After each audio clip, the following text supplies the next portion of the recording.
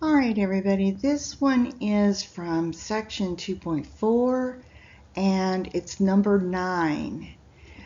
This is a limited growth function, and so I've labeled it as such because it goes differently than some of the other homework problems in this section.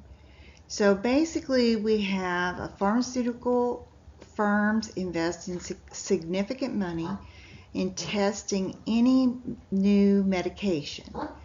After the drug is approved for use, it still takes time for physicians to fully accept and start prescribing the medication.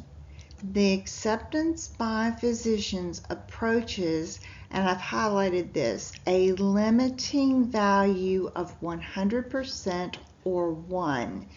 And so that's where we're told that this is a limiting growth function. Continuing on, after time t in months, suppose that the percentage P of physicians prescribing a new cancer medication approximated by the equation below complete parts A through C. Okay, so I wrote over to the right-hand side in black that this is a little, again, it's a little bit different because it's a limited growth function. So our P of t will equal L, which is our limited growth, plus C times e to the negative kt. The L needs to be greater than 0, and we're still looking at growth, so K is greater than 0. That negative is not part of the actual K value. If this is the case, then our derivative is equal to the K value times L minus P. All right, so let's look at our first question, A. What percentage of doctors are prescribing the medication after 5 months? All right, so we plug that directly into our P of t function. So we'll plug in our 5. And that's 100 times 1 minus e to a negative 0.37 times 5 for the 5 months. So carefully put that into the calculator. Notice it asks us not to round until our final answer, and then it wants us to round to the nearest tenth.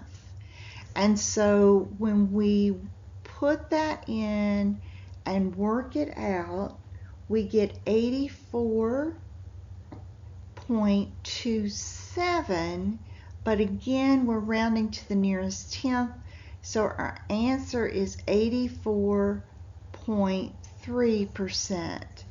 Now you could make this a lot more difficult. You could go ahead and find the derivative of our P of t that we were given, or you can use this. And so that's what I'm going to choose to use because it is right there for me. So P prime of 5 will equal the K, which we know is 0.37. Again, emphasizing that the K value is positive, times the upper limit, which is given to us up here as 100,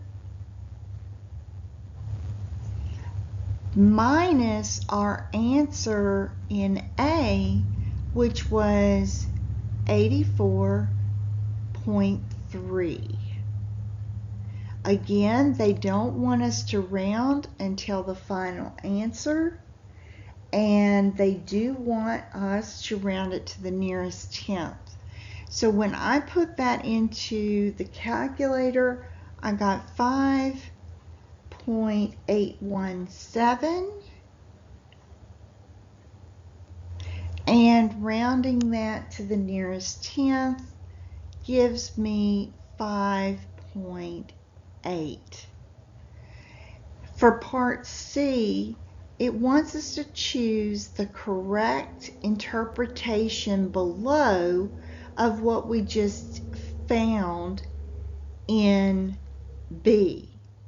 And the correct interpretation is that at 5 months, because remember our T is 5, the percentage of doctors who are prescribing this medication is increasing at 5.8% per month. And so our answer here would be A. And you can sketch a graph, but the beauty of our graphing calculators is that we can put it in and we will see that B is our answer. I hope this is helpful. Again, I want to stress this was a limited growth function.